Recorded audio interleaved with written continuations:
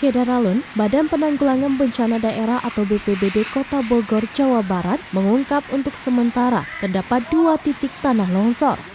Selain itu terdapat juga 4 titik banjir di Kota Bogor, Jawa Barat.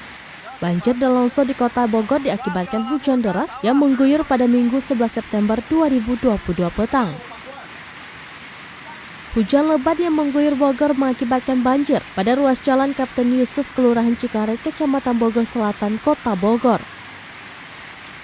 Banjir yang merendam jalanan tersebut membuat sejumlah pengendara terpaksa harus menghentikan sementara perjalanannya dikarenakan ruas jalan tersebut tertutup oleh genangan air. 2 titik longsor terjadi di wilayah Kecamatan Bogor Selatan dan Bogor Barat, tepatnya di wilayah Kampung Jayasari RT 3 RW 5, Kelurahan Rangga Mekar, Kecamatan Bogor Selatan, serta di wilayah RT 3 RW 4, Kelurahan Pasir Jaya, Kecamatan Bogor Barat.